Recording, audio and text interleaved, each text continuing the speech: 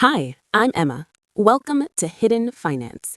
If you're earning more than ever but still feel like you're standing still, you're not alone. Here, we uncover the quiet systems shaping your money, income traps, rising costs, lifestyle inflation, and the hidden psychology that keeps even high earners feeling stuck. No hype, no shortcuts, just clear thinking and practical strategies that actually move the needle. If you're ready to stop reacting to money and start directing it, this is where we begin. Picture two apartments on the same quiet street, same city, same neighborhood, nearly identical rent. From the outside, there is no visible difference, but behind each door lives a completely different financial reality. The first apartment belongs to someone earning about $95,000 a year. When you step inside, the space feels impressive at first glance. A massive television dominates the living room wall.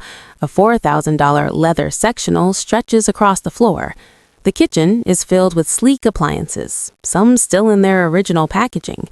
Closets overflow with clothes, many with tags still attached. A spare bedroom has quietly transformed into storage for items that once felt essential but haven't been touched in years. On paper, this person is successful. The income is strong, the lifestyle looks polished. Yet every time they open their banking app, there's a tightness in their chest. 2 missed paychecks would trigger real panic. Every dollar already has an assignment. Every month is a balancing act. The apartment looks abundant, but financially there is almost no breathing room. Now, walk across the hall. The second apartment belongs to someone earning $52,000 a year. The space feels lighter. A modest couch, a reasonably sized television, a kitchen equipped with tools that are actually used. The closet contains clothes that rotate regularly. The spare bedroom remains a bedroom, uncluttered and functional. This person checks their bank account with calm confidence. They have 18 months of living expenses saved. 20% of every paycheck is invested automatically. Same neighborhood, nearly half the income, almost 10 times the security. The difference between these two lives is not talent, luck, or intelligence. It is understanding the hidden relationship between possessions and freedom. The first person did not gamble their income away. They did not fall into dramatic financial mistakes. They simply allowed their lifestyle to expand slowly, almost invisibly, until maintenance of that lifestyle consumed everything they earned. The second person learned something transformative. Owning less does not mean living worse. It means living deliberately. And deliberate living creates margin, financial margin, emotional margin, mental margin. Every object carries two prices. The first is obvious, the number printed on the receipt. The second is quieter and often larger. It is the cost of space the item occupies, the cost of maintaining it, the mental energy required to manage it, and the opportunity costs of the money that could have been invested instead. A treadmill is not just a one-time purchase.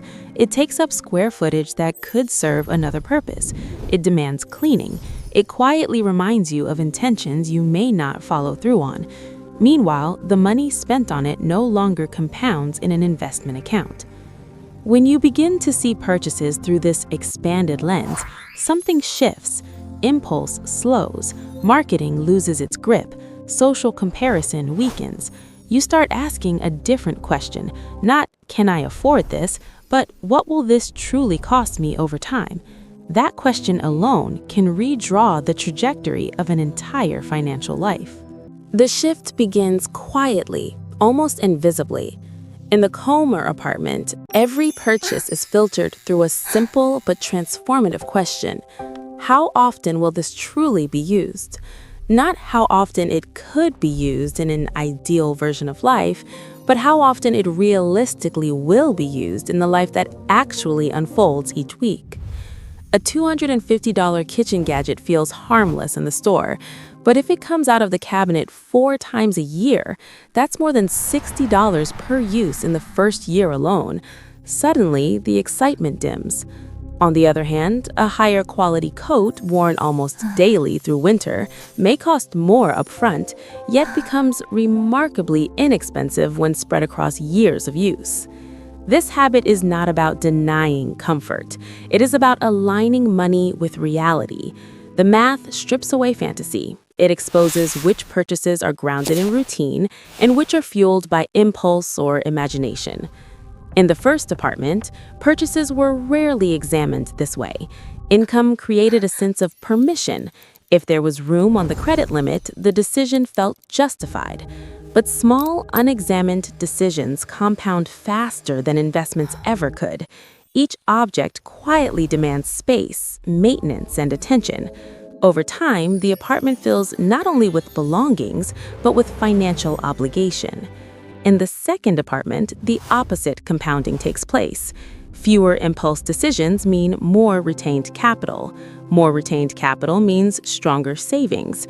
Stronger savings create calm, and calm reduces the need to purchase emotional reassurance. The cycle feeds itself, one direction toward pressure, the other toward peace.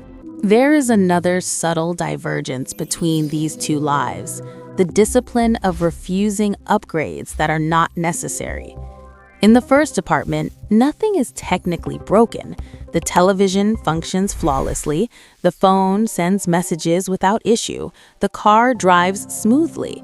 Yet each year introduces a newer version, slightly thinner, marginally faster, marketed as essential. Upgrading becomes a ritual, a way to feel current, a way to feel rewarded for hard work. But novelty fades quickly. The upgraded device soon feels ordinary, and the financial gap quietly widens. In the second apartment, replacement has a strict definition.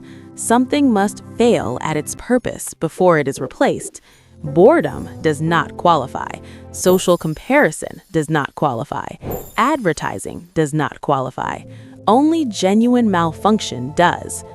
Over decades, this restraint compounds into tens, sometimes hundreds of thousands of dollars preserved. Money that could have been spent chasing incremental improvements instead accumulates into investments, emergency funds, and opportunity. Because the real upgrade is not the object. It is the growing distance between income and obligation. And that distance creates breathing room that no new device ever could. The difference also lies in structure. One life depends on constant discipline. The other relies on design. In the anxious apartment, financial control requires daily effort, resisting temptation, monitoring balances, hoping no unexpected expense appears.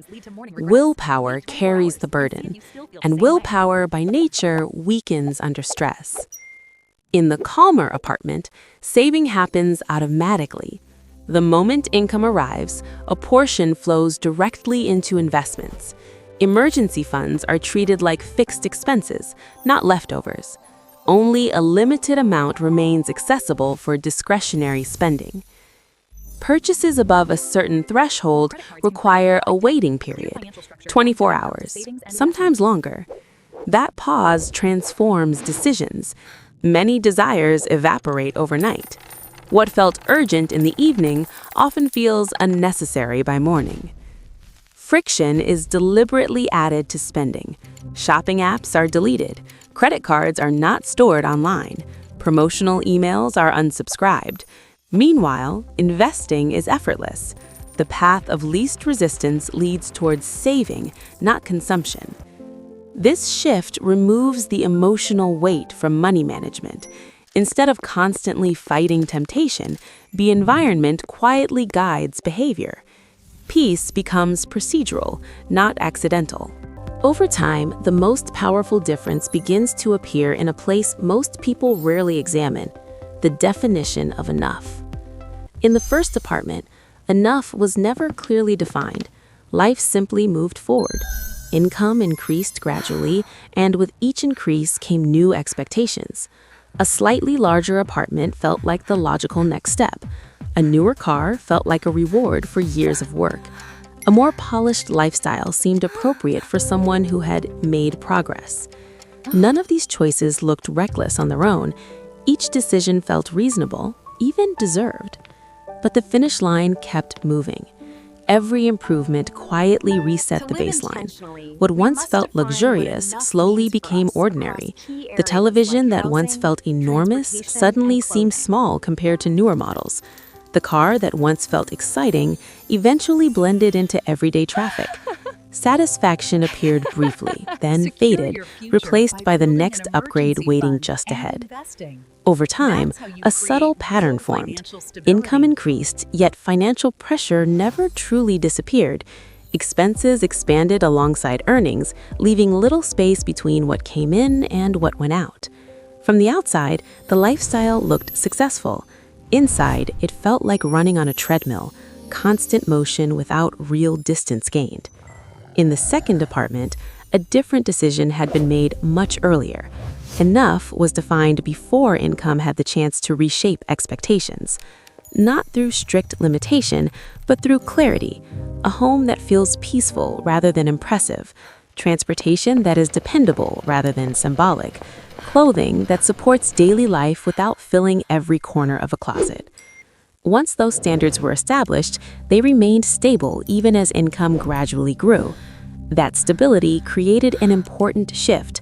When spending remains steady but income increases, the space between the two begins to widen. And inside that growing space, something valuable begins to appear: freedom. Money that might have disappeared into lifestyle upgrades begins to accumulate quietly. Emergency savings deepen, investments grow in the background. What starts as a few months of security slowly turns into years of stability. With that stability comes a powerful psychological change. Choices that once seemed impossible begin to feel realistic. The ability to leave a job that slowly drains your energy. The ability to take time away from work when family or health requires attention. The ability to move cities, learn new skills, or explore opportunities without immediate financial pressure. This is why wealth, in its most meaningful form, is not simply about accumulation. It is about optionality. Optionality is the quiet power to shape your life through choice rather than necessity. A person earning $200,000 but spending nearly all of it may appear wealthy, yet their options remain limited. Their lifestyle requires that income to continue uninterrupted.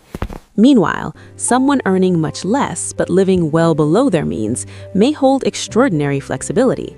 Their expenses are manageable, their savings strong, and their decisions guided by intention instead of urgency. Back on that same quiet street, both apartments still exist. One appears more impressive: larger screens, newer furniture, fuller closets. Yet beneath that appearance lies a fragile balance dependent on constant income. The other apartment appears simpler: fewer possessions, less visual abundance. But within that simplicity lives a deeper strength, a calm confidence that the future holds choices rather than obligations. Over the years, these two interpretations of money slowly create two very different lives. One becomes heavier as possessions accumulate, the other becomes lighter as freedom grows. And the difference between them was never the paycheck. It was the moment someone decided what money was truly for and what enough really meant. There is one more layer most people never consider: the lifestyle multiplier effect. In the first apartment, every major purchase quietly invites companions. A high-end coffee machine leads to specialty beans, upgraded grinders, elegant cups, monthly subscriptions. A new car invites higher insurance premiums, premium fuel, detailing packages, accessories. What appeared to be a single transaction becomes an ecosystem of expenses. Possessions rarely travel alone, they multiply. A home gym requires flooring, mirrors, maintenance tools, sometimes renovations. A boat demands storage, registration, repairs, safety equipment, fuel, and time. Even something as simple as a larger television may require a new console, sound system, furniture rearrangement. The first apartment never calculated the full ecosystem cost. Purchases were evaluated in isolation, but isolation is an illusion. Each object reshapes the financial landscape around it. In the second department, major purchases are examined as networks rather than single points. If I buy this, what else will it require? Becomes a standard question. Often, the answer reveals that the true cost is double what was originally imagined. And sometimes, eliminating one possession collapses an entire web of related expenses. Selling a car might reduce insurance, maintenance, fuel, parking fees, and mental load in one motion. Freedom expands not only when income grows, but when multipliers shrink. Eventually, the transformation becomes psychological. In the first department, spending often carries an emotional undertone. After a stressful week, a purchase feels like relief. After a promotion, it feels like celebration. When insecurity creeps in, buying something visible feels like proof of progress. Consumption becomes a language for self-worth. But the comfort is temporary. The anxiety returns, and with it, the urge to spend again. In the second department, security begins to replace that emotional cycle. Watching investments grow provides a different kind of reassurance, quieter, more durable. The emergency fund sitting untouched becomes a silent ally. Financial strength reduces the need for visible validation. A subtle shift occurs. Money becomes less about display and more about possibility. Possibility to pause, possibility to choose, possibility to say no. Wealth, measured this way, is not about accumulation of objects, but accumulation of options. It is the gap between what you earn and what you require to live well. On that same street, both doors still close at night. One household falls asleep surrounded by expensive things, yet carries a low hum of tension. The other rests in simpler surroundings, but with a deep undercurrent of stability. The math is different, the margins are different, and over years, those differences shape entirely different lives.